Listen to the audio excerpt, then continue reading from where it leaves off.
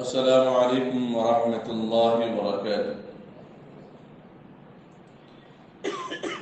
الحمد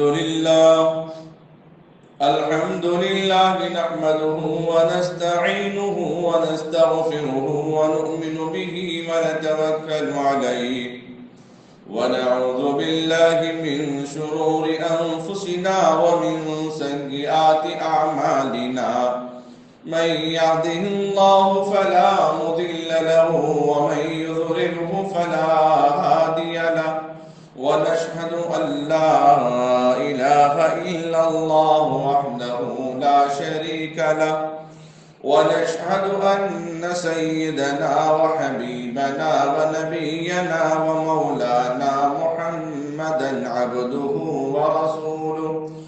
اللهم صل على محمد في أول كلامنا، اللهم صل على محمد في أوسط كلامنا، اللهم صل على محمد في آخر كلامنا، اللهم صل على محمد وعلى آله وأصحابه وأزواجه وآل بيته أجمعين.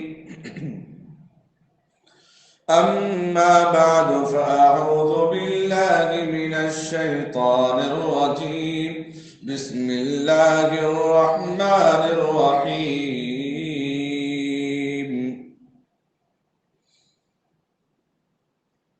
قال إني عبد الله آتاني الكتاب وجعلني نبيا وجعلني مباركا أينما كنت وأوصاني بالصلاة والزكاة ما دمت حيا.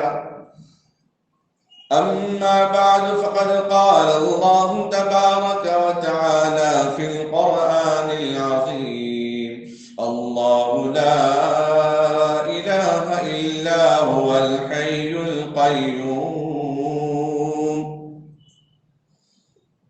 أما بعد، فقد قال النبي صلى الله عليه وسلم: من تشبه بقوم فهو منه. صدق الله مولانا العظيم وصدق رسوله النبي الكريم. نحن على ذلك من الشاهدين لمن الشاكرين، والحمد لله رب العالمين. قابل قدر بزرگوں، عزیز نوجوان ساتھیوں، اللہ رب العزت کا بے انتہا فضل اور کرم، اس کا احسان ہوا۔ اللہ تبارک و تعالیٰ نے مجھے اور آپ کو سعید الایام، جمعہ کا دن، مبارک موقع، مبارک محفل، مبارک جگہ، مبارک لوگوں کے درمیان بیٹھنے، اپنے ایمان کو تازہ کرنے اور اس دور میں پنپنے والے فتنوں سے حفاظت کا سامان جمعہ کا خطبہ ہوتا ہے۔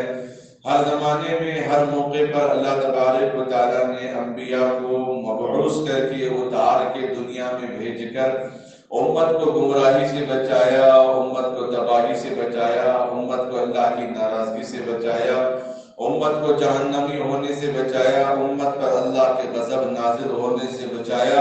اس امت پر اللہ تبارک و تعالیٰ نے جمعہ کا ایک عظیم موقع عطا فرما کر بندوں کو جمعہ کی نسبت سے جمع کر کے اتحاد و اتفاق کے ذریعے سے، اور خصوصاً ہمارے ملک ہندوستان کے اندر اور دیگر علاقوں کے اندر بھی جمعہ کے موقع پر موقع اور محل کے اعتبار سے عنوان قائم کر کے ساری امت کو یہ پیغام دیا جاتا ہے، چونکہ ہر بندہ عالم نہیں ہوتا، ہر بندہ حافظ نہیں ہوتا، ہر بندہ محدث مفسر نہیں ہوتا۔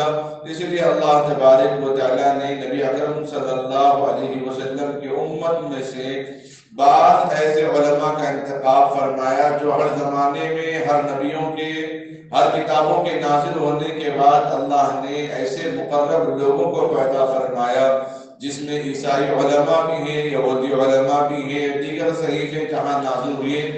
نبیوں کے بعد اللہ نے بعض لوگوں کو ان کا راہب بنایا ہے، ان کا رہبر بنایا ہے، ان کا نائب بنایا ہے۔ اسی طریقے سے اللہ تبارک و تعالیٰ نے جناب آقا و مولا تاجدار مدینہ امام الانبیاء محمد رسول اللہ صلی اللہ علیہ وسلم کے امت میں بھی ایسے علماء کو اللہ نے پیدا فرمایا جس کے بارے میں کہا انما یخشی اللہ من عبادہ العلماء، بے شک اللہ کے نزدیک سب سے زیادہ ڈرنے والے اہل علم لوگ ہیں، جس میں صف اول پر علماء ہوتے ہیں۔ ان کے ذریعے سے اللہ تبارک و تعالیٰ نے قرآن کی حفاظت فرمائی، دین کی حفاظت فرمائی، شریعت کی حفاظت فرمائی۔ ایک مدارس کے ذریعے، ایک مکاتب کے ذریعے، ایک مساجد کے ذریعے سے اللہ نے دین کی حفاظت فرمائی ہے۔ اللہ رب العزت نے ہر انسان کی رہنمائی اور کامیابی اور کامرانی کے لیے آسمانی کتابوں کو نازل فرمایا، جس کو ہم اور آپ پڑھتے ہیں آمنت باللہ و ملائکتہ و کتبہ و رسلہ والیوم الآخر والقدر خیرہ و شرہ من اللہ تعالی والبعث بعد الموت، جس میں اللہ کو ماننے کا، فرشتوں کو ماننے کا، نبیوں کو ماننے کا، رسولوں کو ماننے کا، پیغمبروں کو ماننے کا، آسمانی کتابوں کو ماننے کا، اور پھر آخرت کے دن پر پیدا کیے ہوئے، پھر دوبارہ اٹھائے جانے پر، یوم الجزا کے دن پر، مالک یوم الدین کے دن پر ایمان و یقین لانے کا اللہ کے نبی علیہ السلام نے خدا کے حکم سے بندوں کو یہ کلمہ عطا فرمایا، جس کو ایمان مجمل اور ایمان مفصل کہتے ہیں، جس میں ہمارا اور قیامت تک آنے والے مسلمانوں کا عقیدہ ہے کہ جتنے نبی اور پیغمبر رسول آئے دنیا کے اندر، آدم علیہ نبینا علیہ السلام سے لے کر عیسیٰ علیہ نبینا علیہ السلام تک سارے نبی برحق ہیں، سارے نبی سچے ہیں، ان کی تعلیمات سچی ہیں، ان کے دین کی باتیں سچی ہیں، لیکن اللہ رب العزت نے نہ زبور، نہ تورات، نہ انجیل کی حفاظت کی ذمہ داری لی ہے، بلکہ اگر حفاظت کی ذمہ داری اگر لیے رکھی اللہ نے، قرآن پاک کی حفاظت کی ذمہ داری لی ہے۔ تورات، زبور، انجیل یہ بھی تو اللہ کی کتابیں ہیں، یہ بھی تو آسمانی کتابیں ہیں، یہ بھی تو بڑے بڑے پیغمبروں پر نازل ہوئی، زبور داؤد علیہ السلام پر، تورات موسیٰ علیہ السلام پر، انجیل یعنی بائبل حضرت عیسیٰ علیہ السلام پہ نازل ہوئی، یہ بھی اللہ کی کتاب ہے، لیکن اللہ نے اس کی حفاظت کی ذمہ داری کیوں نہیں لی؟ اس لیے کہ یہ آخری کتاب نہیں، اور اللہ 4 کتابوں کے اندر ایک فیصل بنا دیا قیامت تک کے لیے، ہر ایک کے بعد اللہ نے ایک مقام مرتبہ عطا فرمایا، تِلْكَ الرُّسُلُ فَضَّلْنَا بَعْضَهُمْ عَلَىٰ بَعْضٍ، ہم بعض نبیوں کو بعضوں پر، بعضوں کو فوقیت دیتے ہیں، بعضوں کو درجہ دیتے ہیں۔ اگر ہم نے کسی کو نبی بنایا ہے تو بنایا ہے، لیکن کسی کو نبی بنایا ہے تو اس کو ہم اپنے کلام سے بھی نوازتے ہیں، موسیٰ کلیم اللہ، بعض کو ہم اپنا مقرب بناتے ہیں اور مقرب بناتے ہیں، اور سب سے زیادہ مقرب اللہ تبارک و تعالیٰ نے وَرَفَعْنَا لَكَ ذِكْرَكَ، نبی کے مقام مرتبے کو اونچا کر کے قرآن کے اندر اعلان کر دیا، اور وَمَا يَنطِقُ عَنِ الْهَوَىٰ، میرے نبی نے جب بھی زبان کھولا اپنے مرضی سے نہیں، رب کے مرضی سے زبان کھول دیا۔ ہر کتاب کو اللہ نے نازل فرمایا، لیکن آخری کتاب نہیں کہا، قرآن کو نازل کیا تو کہا یہ آخری کتاب ہے۔ اس لیے اللہ تبارک و تعالیٰ نے پروانہ نازل کیا، اِنَّا نَحْنُ نَزَّلْنَا الذِّكْرَ وَإِنَّا لَهُ لَحَافِظُونَ۔ جب اللہ نبی کے کلام، نبی کی تعلیم کو کہتا ہے کہ نبی نے جب بھی زبان کھولا اپنے مرضی سے نہیں، رب کے مرضی سے زبان کھولا، یہاں تو رب نے خود اعلان کر دیا کہ ہم قرآن کی حفاظت کی ذمہ داری لے رہے ہیں۔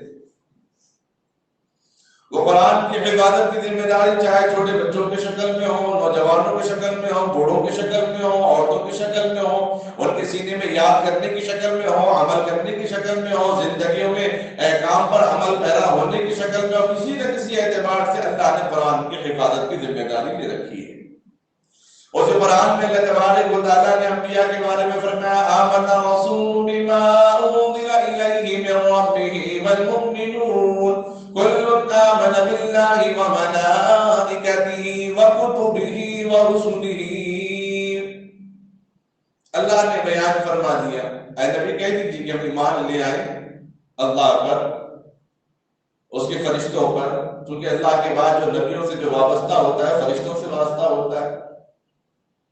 وَكُتُبِهِ جو فرشتے لاتے ہیں، جو کتابیں لے آتے ہیں، احکام لے آتے ہیں، صحیفے لاتے ہیں، وَرُسُلِهِ جو رسولوں کے پاس لے آتے ہیں،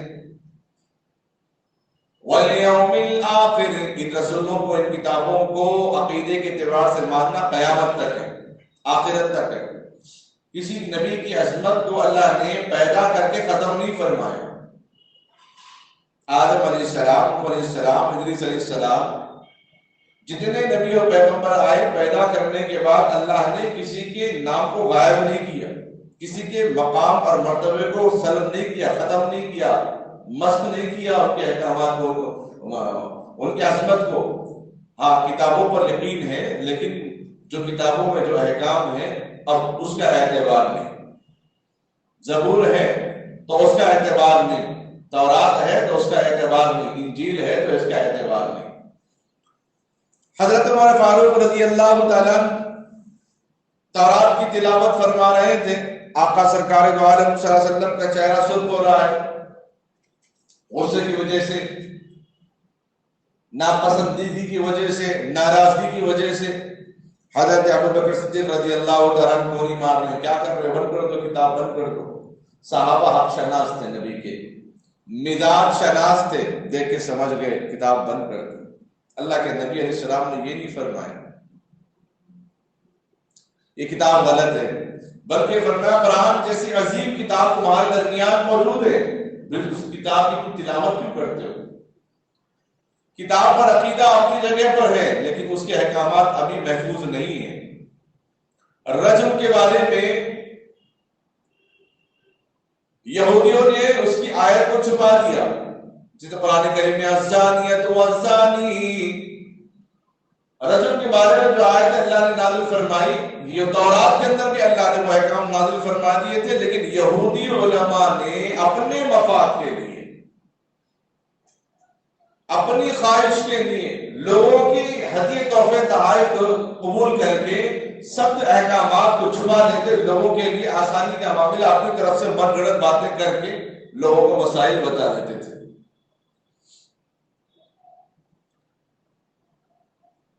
یہودی کو بلایا اور کتاب منگوائی تو کہا کہ بھئی عبارت پڑھو، بتاؤ زنا کے بارے میں جو سزا ہے اس کو چھپا دیا، کوڑے کا ذکر کیا۔ اللہ کے نبی علیہ السلام نے اور ایک صحابی جو اسلام قبول کر لیے تھے، یہودی عالم تھے عبداللہ بن سلام، انہوں نے کہا کہ نہیں ہاتھ ہٹا دو۔ عبداللہ بن عبی بن کعب بولا ہاتھ ہٹا دو، پھر ہاتھ ہٹایا تو آیت وہاں پر موجود تھی، لیکن اس کو چھپا کے پڑھنے کی کوشش کر رہے تھے۔ اس طرح ان لوگوں نے تحریف کر کے کتابوں کو خلط ملط کر دیا ہے۔ انجیل کے اندر بھی ایسے کیا ہے، تورات میں بھی ایسے کیا ہے، زبور میں بھی ایسے کیا ہے، اس لیے اب اس کی کتاب کا اعتبار نہیں ہے۔ کتاب پر یقین کیا جائے گا لیکن اس کے احکام پر عمل نہیں کیا جائے گا۔ اللہ نے قرآن کو فیصل والی کتاب بنایا ہے، فیصلہ کرنے والی کتاب بنا دیا ہے۔ عیسیٰ علیہ السلام بھی نبی ہیں، ہمارا عقیدہ ہے، اور جتنا ذکر قرآن کریم میں عیسیٰ علیہ السلام کو اتنا ذکر بائبل میں بھی نہیں ہے۔ جتنی عظمت کے ساتھ، جتنی وقاحت کے ساتھ، جتنی شان و شوکت کے ساتھ اللہ نے قرآن کریم کے اندر مریم علیہ السلام کو طاہرہ کہا، پاکیزہ کہا، صالحہ کہا، مومنہ کہا۔ حضرت عیسیٰ علیہ السلام کے والد محترم حضرت عمران، ان کی والدہ محترمہ، ان کے نانی اور ان کے نانا اور ان کے دادا اور ان کے دادی سب انبیاء کے خاندان سے۔ ان کی والدہ محترمہ جب یہ حمل سے تھی تو اللہ سے دعا کی، اے اللہ جو میرا بچہ آئے گا، کیونکہ اس زمانے میں پرانی کتابوں اور شریعتوں کے اندر ان کے اندر ایک رواج تھا، جتنی اولاد ہوتی ایک اولاد کو اللہ کے نام پہ وقف کر دیتے، مطلب بلی نہیں چڑھاتے، دین کی خدمت کے لیے وقف کر دیتے۔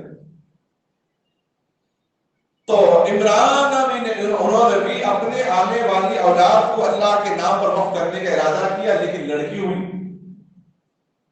حضرت مریم علیہ السلام پیدا ہوئی۔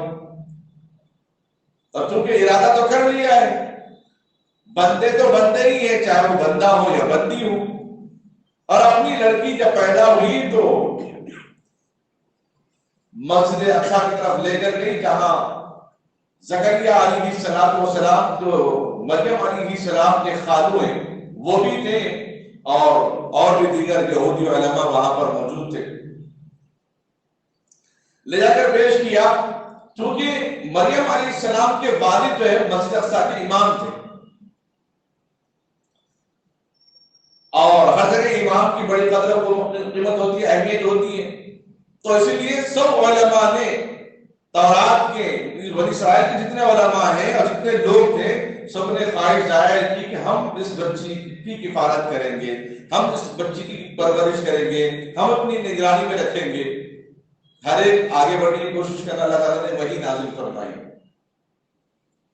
کہ جو آپ لوگ کتابیں لکھتے ہو، فتوے لکھتے ہو، مسائل لکھتے ہو، جو قلم تمہارے پاس ہے ان میں ڈبا کر لکھنے کا، اس کو پانی میں ڈال دو بہتے ہوئے، جس کا الٹا قلم آئے گا یہ بچے اس کے پاس رکھے گی۔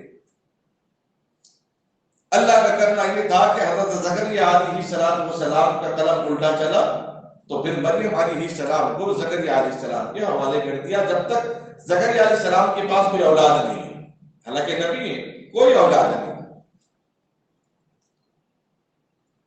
وقت بڑھتا گیا اور مریم علیہ السلام کے اللہ نے پیدائش ایسے فرمائی، 1 مہینے کے بعد جو بچہ جو اولاد بڑی ہوتی ہے وہ 1 دن میں اللہ تعالیٰ نے مریم علیہ السلام کے جسم کے اندر وہ خاصیت رکھی، 1 دن کے اندر وہ بڑی ہوتی ہے، 1 دن میں، جس طرح مہینے میں تبدیل ہونا ہے وہ ایک دن میں تبدیل ہوتی ہے۔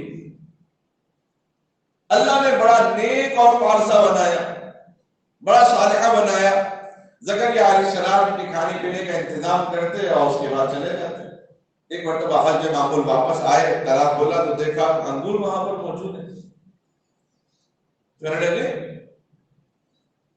مریم حضور یہ انگور کہاں سے آئے؟ یہ موسم تو انگور کا نہیں ہے، یہ موسم تو انگور کا نہیں ہے، انگور کہاں سے آئے؟ تو کہا عند اللہ، اللہ کے پاس سے ہے۔ اور جب زکریا علیہ السلام کہنے لگے اللہ تو مریم کو بے موسم انگور کھلا سکتا ہے تو مجھے اولاد بھی دے سکتا ہے۔ زکریا علیہ السلام نے دعا فرمائی، اس کو نسبت بنا کر، اس کو بیز بنا کر، اس کو ذریعہ بنا کر، طفیل بنا کر، اے اللہ مریم کو اگر تو بے موسم پھل دے سکتا ہے، آدم کو بغیر ماں باپ کے پیدا کر سکتا ہے، حوا کو بغیر ماں کے پیدا کر سکتا ہے، صالح کے زمانے میں سخت چٹان سے اونٹنی گابھن اونٹنی کو پیدا کر سکتا ہے، تیرے لیے کوئی مشکل نہیں ہے، اے اللہ تو مجھے اولاد دے۔ رب هب لي من الصالحين، صرف اولاد نہیں مانگا، نیک بھی مانگا، اولاد کے ساتھ ایسی اولاد کہ نیک ہو، صرف اے اللہ مجھے لڑکا دے، اے اللہ مجھے لڑکی سے نواز دے، نہیں۔ دور اندیشی بھی بیان فرمایا، کیونکہ آنے والی چیزیں کبھی کبھی دوائی خود زہر کا ذریعہ ہی بن جاتا ہے۔ پھر اللہ تبارک و تعالیٰ نے آپ کو یحییٰ علیہ السلام سے نوازا۔ تو مریم علیہ السلام جب بڑی ہوئی، اللہ رب العزت نے کلمہ کن سے، جس حکم سے اللہ نے آسمان کو بنایا، جس حکم سے اللہ نے زمین کو بنایا، جس حکم سے اللہ نے پہاڑوں کو بنایا، جس حکم سے سمندروں کو بنایا، جس حکم سے فرشتوں کو پیدا فرمایا، جس حکم سے جنات کو پیدا فرمایا، جس حکم سے عالم کو پیدا فرمایا، اسی حکم سے اللہ تبارک و تعالیٰ نے حضرت عیسیٰ علیہ السلام کو مریم علیہ السلام کے ذریعے سے پیدا فرمایا۔ جب یہ عمل ہوئی تو ڈرنے لگی، اے اللہ آج تک مجھے ایسا، جب جبرائیل علیہ السلام آئے اور خوشخبری سنائے تو کہا جائز طریقے سے آج تک کسی مرد نے مجھے چھوا بھی نہیں، ناجائز طریقے سے بھی نہیں چھوا، جائز طریقے سے بھی نہیں چھوا، پھر بچہ کیسے ہوگا؟ تو جبرائیل علیہ السلام نے وہی کہا، آدم کو اللہ نے کس باپ سے پیدا فرمایا، حوا کو کس ماں سے پیدا کیا؟ پھر اللہ تبارک و تعالیٰ نے مریم علیہ السلام کو وہ خوشخبری عطا فرمائی جبرائیل علیہ السلام کے ذریعے سے۔ جب وہ حاملہ ہوئی، درد سے کرانے لگی تو کھجور کے تنا سوکھا تھا، لیکن اللہ نے اس کے ہریالی اور گوشے دار کھجور بڑے لذیذ دار، جو آج تو مریم کے نام سے کھجور موجود ہے، ذرا لمبے ہوتے ہیں، وہ نیچے گرا دیے اور فرمایا مریم لو اٹھاؤ کھا لو۔ جو خدا بغیر باپ کے پیٹ میں بچے کی پرورش کر سکتا ہے، وہ خدا قدرتی طور پہ کھجور بھی پیٹ میں پہنچا سکتا ہے، لیکن نیچے گرا دیا بولے اٹھاؤ کھاؤ۔ کیوں؟ اللہ فرماتے اسباب اختیار کرنا، دعا کرنا، دوا تلاش کرنا، دعا کرنا، محنت مزدوری کرنا۔ ہم امتحانات کے موقع پر، انٹرویو کے موقع پر، اپنے قرضہ اتارنے کے موقع پر صرف دعا پہ بھروسہ کر کے بیٹھ جاتے ہیں۔ سال بھر میں کھیلتے پھرتے رہیں گے، کالج کی غیر حاضری کریں گے، اسکول غیر حاضری کریں گے، اور اس بعد ایگزام کے موقع پر خطیب صاحب، امام صاحب، مولوی صاحب یاد آئیں گے، یہ پہلے ذرا پڑھ کے پھول۔ یہاں تو اللہ تعالیٰ بول رہے ہیں اسباب بھی اختیار کر لو۔ مریم علیہ السلام پاکیزہ خاتون، ایک نبی کی ماں، ایک مقدس ایمان کی بیٹی، ایک مقدس نبی کی بھانجی، کھجور اٹھا کے کھا لیے، اور اللہ تبارک و تعالیٰ نے آپ کی ولادت باسعادت آسانی کے ساتھ پیدا فرمائے۔ کہا ہے اللہ میں جا کے کیا کہوں لوگوں سے، لوگ مجھے بدنام کریں گے، الزام بنائیں گے۔ وہ طریقہ رہا، یہ طریقہ رہا شروع سے، روز ازل سے۔ جو نیک لوگ ہوتے ہیں، جو اللہ کے گھر کی حفاظت میں لگے ہوئے ہوتے ہیں، جو دین کی حفاظت میں لگے ہوئے ہوتے ہیں، دنیا ان کو بدنام کرنے کے پیچھے لگی ہوئی ہوتی ہے۔ اس لیے بھی مصلیحت ہے، ایک صاحب مسجد بنائے اور افتتاح کا موقع تھا، میں بھی گیا، وہاں پہ بحث ہو رہی۔ جو صاحب مسجد بنائے ہیں انہوں نے اپنی زبان سے کبھی نہیں کہا کہ میں اس مسجد کو اپنے والد کے نام سے بنانا چاہتا ہوں، کیونکہ زمین انہوں نے خریدی، آدھی رقم ظاہر انہوں نے لگائی، جب کام شروع ہوا تو اور بھی لوگ اس کے اندر شریک ہو گئے، لیکن لوگوں نے افواہ اڑا دی کہ اپنے والد کے نام پہ مسجد بنانا چاہتے ہیں، نام اپنے والد کا رکھنا چاہتے ہیں، جبکہ پیسہ مشترکہ ہے اس کے اندر۔ انہوں نے مسجد میں وعدہ لیا لوگوں سے، قسم کھا کر کہا کہ میں کبھی نہیں سوچا، نہ آئندہ میں کبھی سوچوں گا۔ تو میرے استاد محترم کہنے لگے اس کے اندر مصلیحت ہے، اللہ تبارک و تعالیٰ اس سے اخلاص پیدا کرتے ہیں انسانوں کے اندر، لوگوں کے دلوں کے اندر اللہ تبارک و تعالیٰ اخلاص پیدا فرما دیتے ہیں۔ تو کچھ مسائل اللہ تبارک و تعالیٰ وقت سے پہلے ہی انسان کی اصلاح کر دیتے ہیں، کبھی خیال تو نہیں آئے لیکن آئندہ بھی کسی کے دل میں خیال نہ آئے۔ اب یہ کہنے لگی اے اللہ یہ کیسی اولاد، میں کیا بولوں، کیا جواب دوں؟ کیونکہ لوگ تو ہر زمانے میں انبیاء کو بدنام کرنے تلے تھے، موسیٰ علیہ السلام کے ساتھ بھی یہی ہوا تھا، یونس علیہ السلام کے ساتھ بھی یہی ہوا تھا۔ تو اللہ تبارک و تعالیٰ نے فرمایا کچھ نہیں کہنا، روزہ رہنا، 3 دن تک زبان کا روزہ، کچھ نہیں بولنا، کچھ بھی بولنا ہے اشارتاً کہہ دینا ہے، کوئی کچھ پوچھے تو بولنا بچے سے پوچھو فاشارت الیہ۔ مریم اے اللہ بچہ کیسے بولے گا؟ بولے کہ ہم نے تمہیں جو بچہ اپنی قدرت سے پیدا کر کے تمہیں دیا ہے اس میں کوئی شک ہے؟ اے اللہ اس میں تو شک نہیں، پھر اس میں بھی ہمارے لیے کوئی شک نہیں ہے۔ اپنے بچے کو لے کر گئی شہر میں، اور لوگ پوچھتے کہ مریم ہائے ہائے تو نے کیا کام کر، تیرے خالو نبی، تیرے والد مقدس امام، تیرا خاندان پورا کا انبیاء، نبیوں کا خاندان سے، نبیوں کے خاندان سے وابستہ ہے، اسحاق کے خاندان سے وابستہ ہے، یوسف کے خاندان سے وابستہ ہے، موسیٰ کے خاندان سے وابستہ ہے، ہارون کے خاندان سے وابستہ ہے، شعیب کے خاندان سے وابستہ ہے، تو نے کیا کر دیا؟ تو مریم علیہ السلام نے کچھ نہیں کہا فاشارت الیہ۔ لوگوں نے کہا قالوا کیف نکلم من کان فی المہد صبیا۔ اے مریم بچے بھی کبھی بولے نہیں بولے، لیکن آج بولے گا، نہیں بولے۔ جب خدا بلوانے پہ آئے، بنجر زمین میں زمزم کا کنواں جاری کر سکتا ہے، مریم کے بچپن میں محراب میں بے موسم بھر دے سکتا ہے، اس کے لیے کیا مشکل۔ بنی اسرائیل کے زمانے میں گائے بول اٹھی، اس کے اوپر بوجھ لے جایا جا رہا تھا، بخاری کی روایت ہے، وزن سامان رکھ کے لے جایا جا رہا تھا، تو گائے نے آواز لگائی اے بندے انسان، اللہ نے مجھے کھیتی کے لیے پیدا کیا، وزن ڈھونے کے لیے، سواری کے لیے نہیں پیدا کروایا۔ تو کہنے لگا چرانے والا سبحان اللہ، گائے بول پڑی، اللہ کی قدرت۔ لوگ اشارہ کرنے لگے تو پھر اللہ تبارک و تعالیٰ نے عیسیٰ علیہ السلام کو گویا یہ عطا فرمایا، قال انی عبد اللہ، پہلا کلمہ یہی کہ میں اللہ کا بندہ ہوں، اللہ کی عبادت کرنے والا ہوں، میں خدا نہیں ہوں، نہ میں خدا کا بیٹا ہوں۔ 25 دسمبر کو جو نسبت عیسیٰ علیہ السلام کی پیدائش ہے، چاہے وہ آگے ہو یا پیچھے ہو، ہمارے لیے قابل فخر ہے، وہ نبی ہیں، ہمارے لیے قابل فخر ہے قرآن کریم کے اندر ان کی تعلیمات ہیں، ہمارے لیے قابل فخر ہے نبی نے ان کا احترام، ان پر ایمان لانے کا حکم دیا ہے۔ عیسیٰ علیہ السلام 3 دن پیدا ہو کر 3 دن یہ بول رہے، قال انی عبد اللہ آتانی الکتاب وجعلنی نبیا وجعلنی مبارکا اینما کنت واوصانی بالصلاة والزکاة ما دمت حیا۔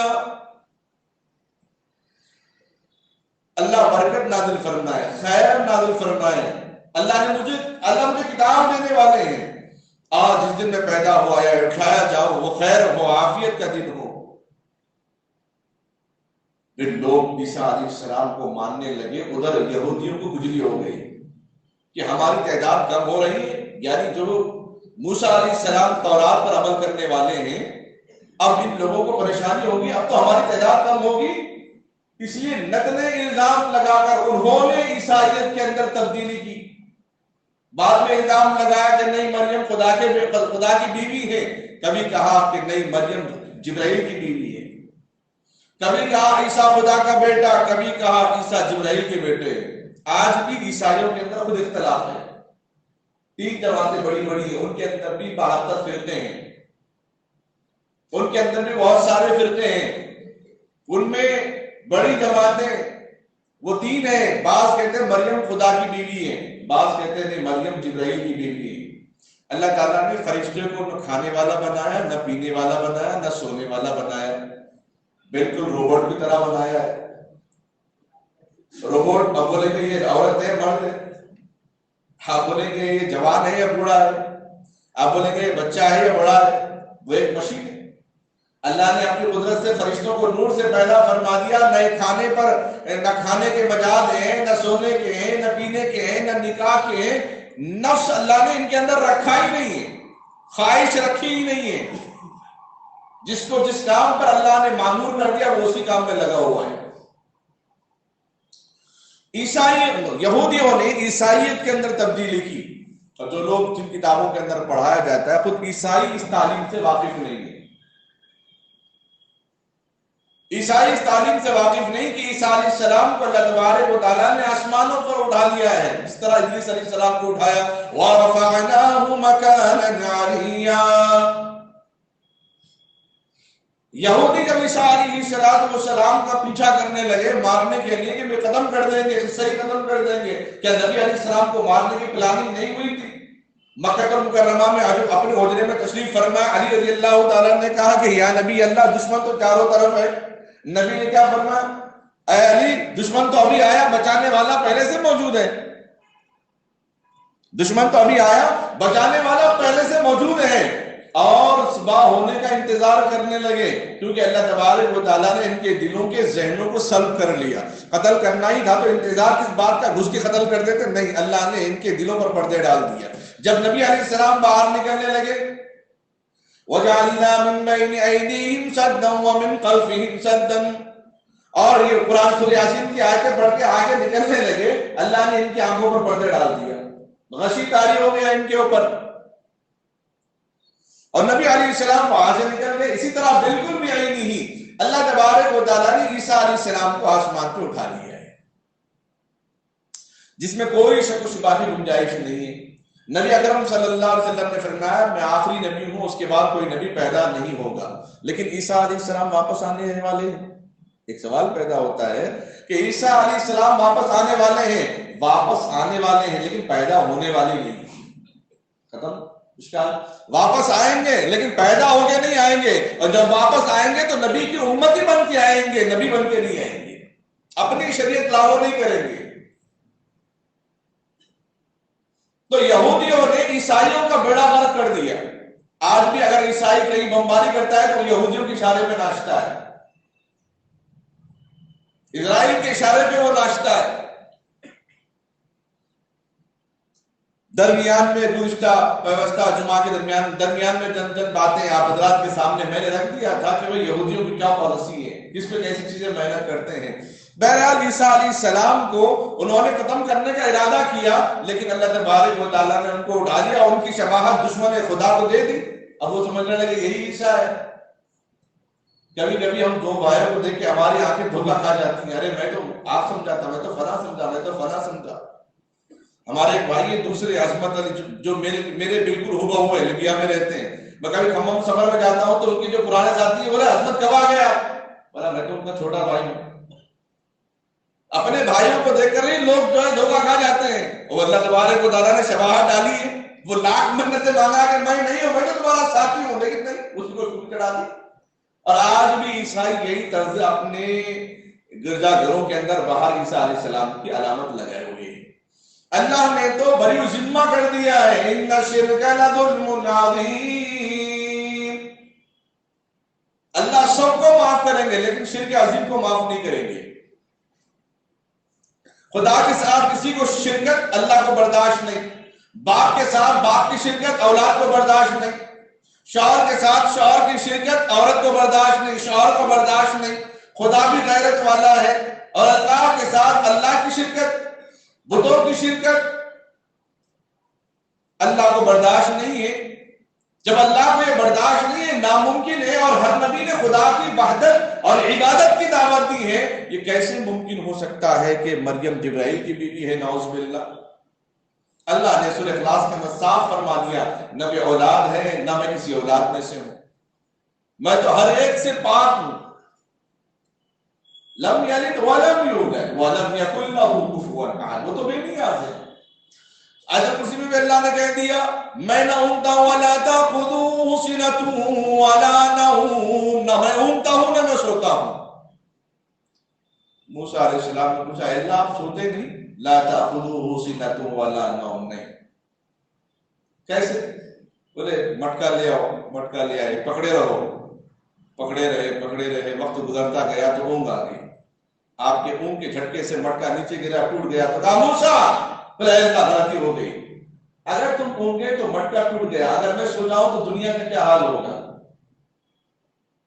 خدا کی ذات و صفات جو سونے میں نہیں ہے، کھانے میں نہیں ہے، پینے میں نہیں، ہر چیز سے پاک ہے، وہ واجب الوجود ہے. یہ امت مسلمہ کا قیامت تک آنے والے انسانوں کا عقیدہ ہے. عیسیٰ علیہ السلام دمشق کی جامع مسجد کے میناروں پر سے اتریں گے اور میناروں پہ آ کے بولیں گے لوگوں کو سیڑھی لگاؤ. لوگ مسکرائیں گے حضرت وہاں سے تو آئے، ہم خود بخود یہاں نہیں آ سکتے. بولے وہاں خدا کا دربار تھا، وہ خود بخود کام وجود میں آتے تھے. یہاں نفس کا دربار شروع ہو گیا، انسان کا دربار شروع ہو گیا، محنت مشقت کا دربار شروع ہو گیا. اور دنیا سجن المؤمن و جنت الکافر، دنیا مسلمان کے لیے قید خانہ اور کافر کے لیے جنت ہے. یہ اسباب کا دور شروع ہو گیا. یہاں اسباب سے کام چلے گا، وہاں غیر اسباب سے کام چلتا ہے. جبرائیل علیہ السلام نبی اکرم صلی اللہ علیہ وسلم کو آسمان پہ لے کے گئے، عرش معلیٰ پر لے کر نہیں گئے، اللہ تعالیٰ نے خود بلا لیا وہاں پر، کسی کی ضرورت نہیں پڑی. عیسیٰ علیہ السلام آئیں گے لیکن امتی بن کے آئیں گے، ہمارا اور آپ کا عقیدہ ہے. اب اس وقت اس ملک کے اندر نہیں، پوری دنیا کے اندر اور اس ملک کے اندر دو چیزیں، ایک ہندوازم، ایک عیسائیت، جو امت مسلمہ کی اولاد کے پیچھے ہاتھ دھو کر بیٹھی ہوئی ہے. میں جسمدید گواہ ہوں اس بات کا. تلہ علاقہ ہے کھمم کے آگے، اتنا بڑا چرچ ہے، اتنی بڑی زمین ہے وہاں پر کہ پورے تلنگانہ آندھرا میں اس سے بڑا کوئی چرچ نہیں ہے. وہاں پہ ایک مقام پہ بیان کرنے جانا ہوا تو معلوم ہوا اسی دن شام کے وقت میں مسلم عورتیں گھر میں جمع ہو جاتی ہیں، عیسائی کے گھر میں. مسلم عورتیں پورے مسلمان کے گھر میں جمع ہو جاتی ہیں اور ایک عیسائی پادری آتا ہے، اس کو ان سب مسلمان عورتوں کو عیسائیت کی دعوت دیتا ہے. سب کو اس نے اس زمانے میں تقریباً 15 سال پہلے کی بات کر رہا ہوں، اس زمانے میں اس نے سب کو ٹی وی فری دے دی ہے. جو عیسائیت میں آ جاتا ہے اس کے لیے زمین فری کر دی جاتی ہے، اس کے لیے مالی تعاون دیا جاتا ہے، کیونکہ عیسائیوں کے بھی یہاں زکوٰۃ کی رقم ہے. عیسائیوں کے بھی یہاں بہت زیادہ فنڈ چلتا ہے. ہم تو کوئی رقم نہیں نکالتے, سال میں ایک مرتبہ نکالتے ہیں, تھوڑا نکال کے سمجھتے ہیں انگلی کٹا کے شہیدوں میں شامل, تھوڑا نکال دی تو بس ہاں نکال تو دے دیے. تو عیسائی مسلمانوں کے پیچھے جو بڑے ہیں, گاؤں کے ہیں, شہر کے ہیں, دیہات کے, ہر طرح کے رہنے والوں کے پیچھے پڑے ہوئے ہیں کہ میں ان کو عیسائیت میں شامل کروں, اور ہو رہا ہے. دیہاتوں کا کبھی آپ سروے کریں گے, کبھی چھٹی ملتی ہے اتوار کا یا کوئی اور آپ کو دکان بند کرنا ہوتا ہے, تو کبھی اپنے سرکل کے ساتھ جا کے اپنے جو دوست احباب ہیں ان کے ساتھ نکل کے کبھی کبھی گاؤں کا, دیہاتوں کا دورہ کر لیں. ایک مرتبہ دیکھیں کیا کنڈیشن ہے مسلمانوں کی, کیا حالت ہے مسلمانوں کے یہاں پر. آندھرا کے اندر جا کے دیکھیں, مسلمان کا گھر ہے, باہر جو ہے ہندو کی مورتیاں لگی ہوئی ہے, اس کے کہیں ناگ صاحب لگا ہوا ہے, کہیں سائے بابا کی فوٹو لگی ہوئی ہے, کہیں لکشمی کی فوٹو رکھی ہوئی ہے.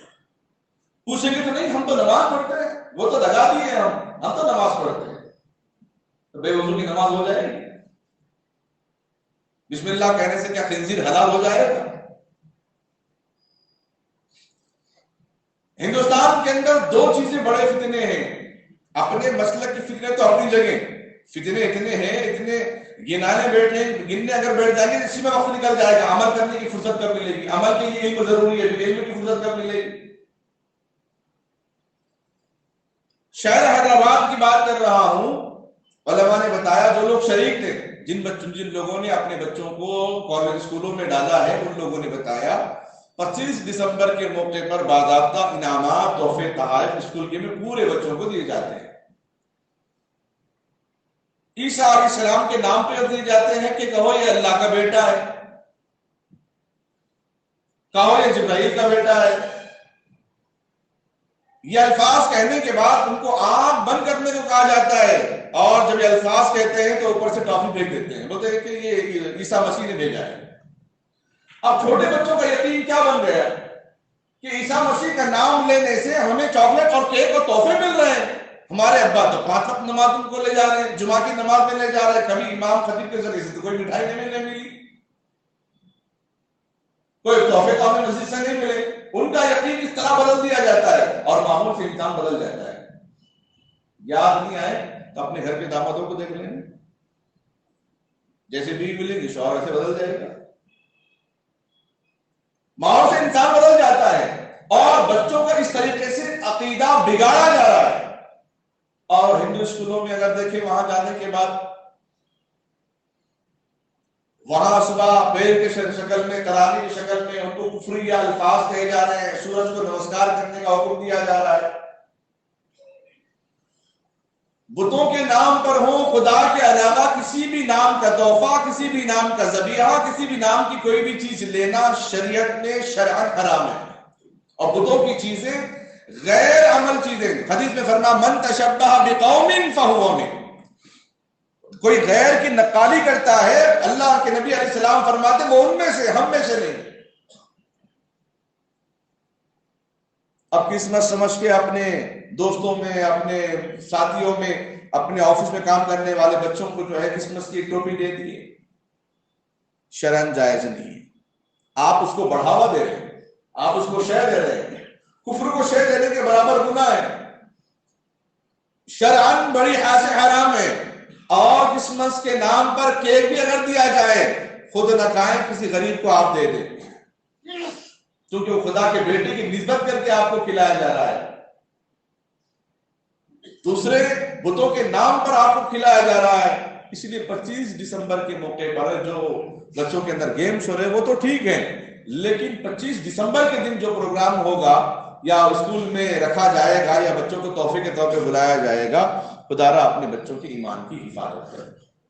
اگر بچے بھٹک جائے, آج ہم اپنے بچوں کی نگرانی نہیں کریں گے اسکولوں میں, اگر ہم مجبور ہیں تعلیم کے لیے تو تعلیم تو ٹھیک ہے, اس کے بعد بچوں کے اپنے ایمان کی حفاظت کریں. ہمیشہ لا الہ الا اللہ محمد رسول اللہ کی رٹ کا اور اس کے احکام اور اس کے رنگ بچوں کے اندر اتارتے رہیں, اس کی فکر کریں گے تو پھر ہم دھوکہ نہیں کھائیں گے, پھر اللہ کے یہاں ہم گنہگاروں میں شامل نہیں ہوں گے. خدا اس بات کو ذہن نشین کر لیجئے کہ 25 دسمبر کے جو بھی رسم و رواج ہیں عیسائیوں کے یہاں, ہم سمجھتے ہیں کہ انہی کے یہاں بڑی بڑی نوکریاں ہیں، انہی کے یہاں بڑی بڑی تعلیمات ہیں، انہی کے یہاں بڑے بڑے فلاں ہیں۔ یہ ہماری غلط خیالی ہے، غلط صحبت کی وجہ سے اس طرح ہم سوچ رہے ہیں، ورنہ نبی علیہ السلام نے تو کہا سب سے بہترین جگہ تو اللہ کا گھر ہے، سب سے بہترین لوگ تو قرآن پڑھنے والے ہیں، چاہے وہ حافظ ہو یا ایک سورہ یاد کرنے والا ہو یا ایک آیت پڑھنے والا ہو، سب سے بہترین دل تو وہ ہے جن کے سینے میں قرآن کا کوئی حصہ موجود ہو۔ اس لیے اپنی عظمت کو پہچانیں۔ جو فتنے ابھر رہے ہیں عیسائیت کے، ان چیزوں کو بھی اپنے آپ سے بچانے کی کوشش کریں۔ اللہ سے دعا ہے اللہ تعالیٰ ہم تمام امت مسلمہ کو ان فتنوں سے حفاظت کرنے کی توفیق عطا فرمائے، اپنے نونہالوں کی ایمان کی حفاظت کرنے والا بنائے۔ الہی رونق اسلام کا سامہ پیدا کر، الہی رونق اسلام کا سامہ پیدا کر، دلوں میں مومنوں کے الفت ایمان پیدا کر۔ آمین وآخر دعوانا ان الحمدللہ رب العالمین۔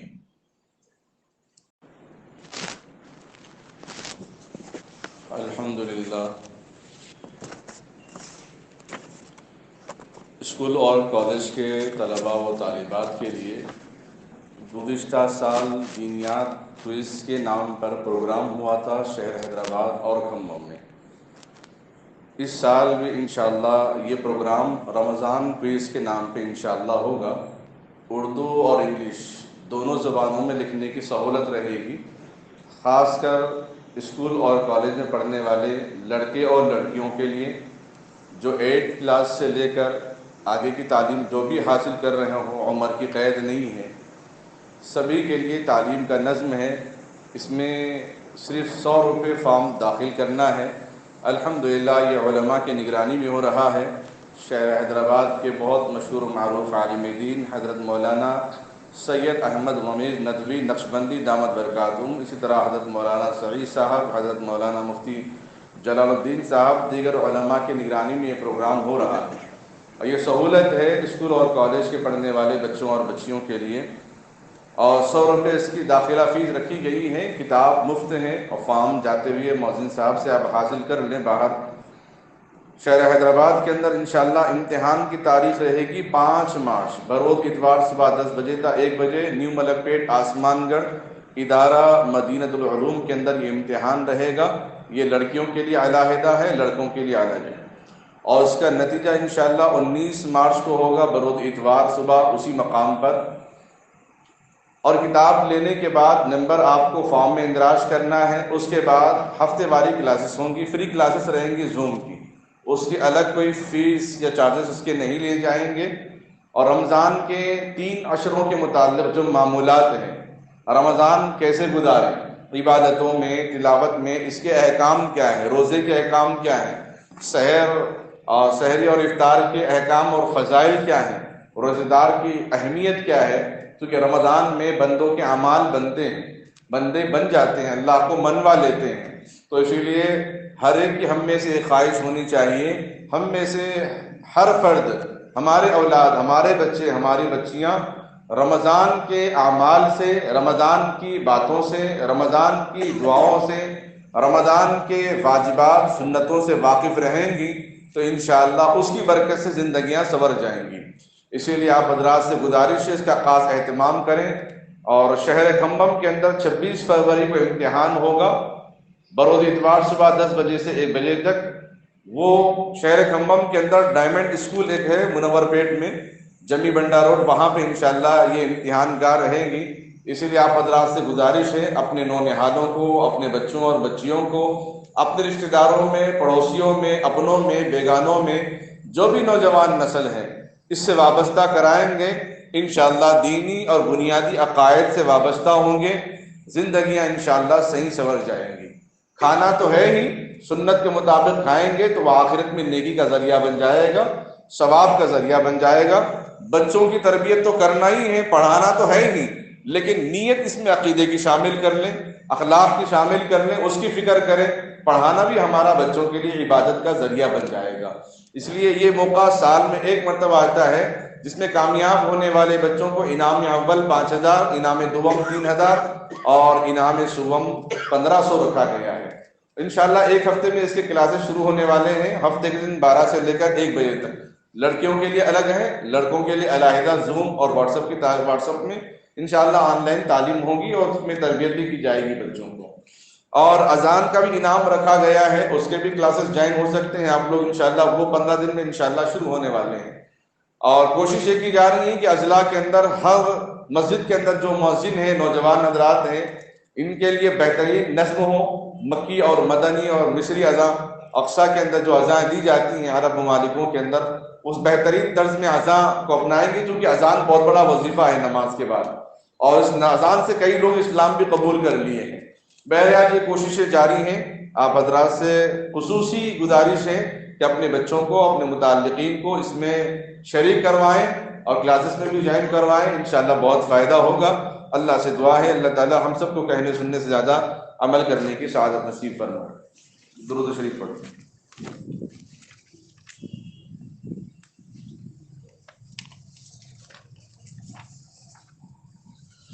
اللهم صل على محمد وعلى آل محمد وبارك وسلم. ربنا ظلمنا أنفسنا وإن لم تغفر لنا وترحمنا لنكونن من الخاسرين. رب اجعلني مقيم الصلاة ومن ذريتي ربنا وتقبل دعاء. رب هب لي من الصالحين. ربنا لا تزغ قلوبنا بعد إذ هديتنا وهب لنا من لدنك رحمة إنك أنت الوهاب. ربنا إنك جامع الناس ليوم لا ريب فيه إن الله لا يخلف الميعاد. ربنا ولا تحمل علينا إصرا كما حملته على الذين من قبلنا. ربنا ولا تحملنا ما لا طاقة لنا به واعف عنا واغفر لنا وارحمنا أنت مولانا فانصرنا على القوم الكافرين. اللهم إني أسألك علما نافعا وعملا صالحا ورزقا حلالا وشفاء من كل داء.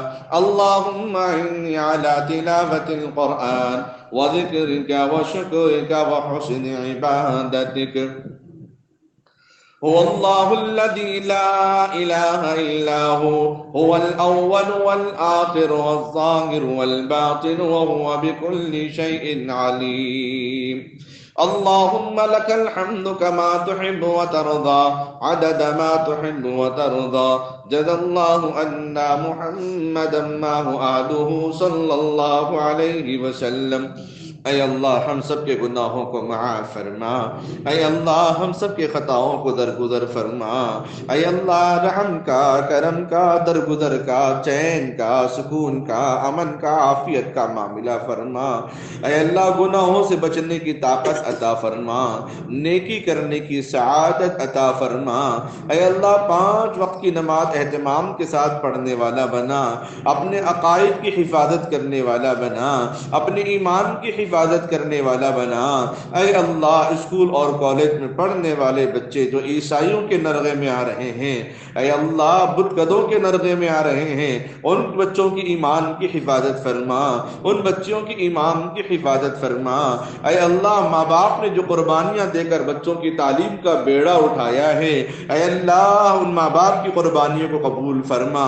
اے اللہ دنوں رات محنت کر کے ایک کر کے بچوں کی تعلیم کی فیس، کتابوں کی، ان کے اخراجات کی، ان کے پاکٹ منی کے، اے اللہ بہت کوششیں کر کر کے بچوں کے نیک اور قابل بننے کی دعائیں تڑپ تڑپ سے کر رہے ہیں. مولا ان بچوں کو دین کا دائی، متقی، پرہیزگار بنا، دنیا بھی سنوار دے، آخرت بھی سنوار دے.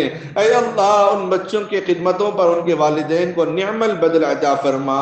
اے اللہ ہمارے والدین کی قربانیاں ہیں جو ہم اس مقام پر پہنچے ہیں. اے اللہ انہی کی محنتوں مشقتوں سے ہم اس مقام کو پہنچے ہیں. اے اللہ والدین کے قربانیوں کو قبول فرما. اے اللہ وہ ماں جس نے ہمیں 9 مہینے تک اپنے پیٹ میں سنبھال کے رکھا ہے، اے اللہ 2 سال تک اپنے خون جگر سے سینچ کر دودھ بنا کر پلایا ہے. اے اللہ کروٹیں بدلتی رہی ہم پریشان ہونے پر، ہمارے بیمار ہونے پر رات بھر سوتی نہیں، ہمارے بھوک لگنے پر اے اللہ ٹھنڈا کھا کر ہمیں گرم گرم کھلانے کا اہتمام کرنے والے ہمارے ماں باپ. اے اللہ اللہ ان کی تربیت کرنے کو قبول فرما، ان کی محنتوں کو قبول فرما۔ اے اللہ اگر یہ نہ ہوتے تو ہم اس مقام کو نہیں پہنچتے، معلوم نہیں لنگڑے ہوتے، لولے ہوتے، اندھے ہوتے یا پاگل ہو جاتے یا آوارہ باہر نکل جاتے۔ اے اللہ انہی کی محنتوں، مشقتوں، قربانیوں سے ماں باپ کی اے اللہ آج ہمارا گھر بس رہا ہے، زندگیاں بسر رہی، زندگیاں گزر رہی ہے۔ اے اللہ ہمارے ماں باپ کو صحت عطا فرما، تندرستی عطا فرما، شفا عطا فرما۔ اے رب ارحمہما کما ربیانی صغیرا، جس طرح انہوں نے ہمیں بچپن میں پالا پوسا بڑا کیا، اے اللہ اس طرح ہمیں بھی ان کی خدمت کرنے والا بنا دے۔ اے اللہ ان کی خدمت کے لیے اماتن تیار رہنے کی توفیق عطا فرما۔ اے اللہ جن کے ماں باپ باحیات نہیں انہیں مغفرت فرما، ان کے درجات کی بلند فرما، انہیں کروٹ چین سکون راحت اطمینان عافیت نصیب فرما، بیماروں کو شفا عطا فرما، پریشان حال لوگوں کی پریشانی کو دور فرما، جو قرض میں ڈوبے ہیں غیب سے ان کے قرض کے بوجھ کو آسان فرما، پڑھنے والے بچے اور بچیوں کی کامیابی عطا فرما۔ اے اللہ خصوصاً جو لڑکے لڑکیاں نکاح کے انتظار میں ہیں ان کے نکاح کو آسان فرما، جو بیوہ ہیں طلاق شدہ ہیں ان کا بھی اثر نو نکاح عطا فرما دے۔ اے اللہ بے روزگار نوجوانوں کو بہترین روزگار عطا فرما، اپنے بچوں کو دین اور دنیا کی تعلیم سے وابستہ کرنے والا بنا۔ اے اللہ ادارہ مدینہ العلوم کی جانب سے دوسرا عظیم الشان رمضان کوئز کا پروگرام علماء کے نگرانی میں آغاز ہو رہا ہے، اے اللہ اس کو کامیابی عطا فرما، اس میں اخلاص عطا فرما، خیر عطا فرما، عافیت نصیب فرما۔ اے اللہ اس سے کالج کے پڑھنے والے بچوں اور بچیوں کو استفادہ کرنے والا بنا دے، اے اللہ بہترین تربیت کرنے والا بنا دے۔ اے اللہ رمضان کے اعمال میں اپنے علم سے جڑ جائیں گے تو بہت فائدہ ہو جائے گا۔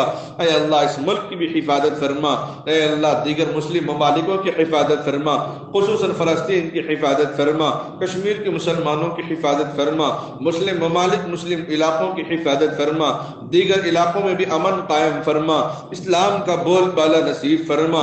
ہم نوجوانوں کو پیشانی کے بال پکڑ پکڑ کر دین کی محنت لے لے، دین کی خدمت کے لیے قبول فرما، دین کی عافیت کے لیے قبول فرما۔ اے اللہ دین کی محنتوں کے لیے قبول فرما۔ اے اللہ جن جن لوگوں نے مساجد کو، مدارس کو، جن جن لوگوں نے اس مسجد کو آباد فرمایا ہے، اے اللہ ان کی جائز تمناؤں کو مکمل فرما۔ اے اللہ ان کی محنتوں کو قبول فرما۔ اس مسجد میں جتنے حضرات بیٹھے ہیں ہر ایک کے آمین کو قبول فرما، ہر ایک کی دعا کو قبول فرما، ہر ایک کے دل کی جائز ضرورتوں اور تمناؤں کو قبول فرما۔ اے اللہ جن جن لوگوں نے دعاؤں کے لیے کہا ہو یا لکھا ہو یا ان کا ہم پر حق ہو، ان سب کو اپنے جائز مقاصد سے کامیابی عطا فرما۔ اس چھوٹی موٹی دعا کو اپنے فضل و کرم سے جناب آقا و مولا تاجدار مدینہ محمد رسول اللہ صلی اللہ علیہ وسلم کے صدقے طفیل قبول و منظور فرما۔ وصلی اللہ تعالی علی خیر خلقہ محمد وعلی آلہ واصحابہ وازواجہ واہل بیتہ اجمعین برحمتک یا ارحم الراحمین والحمد للہ رب العالمین۔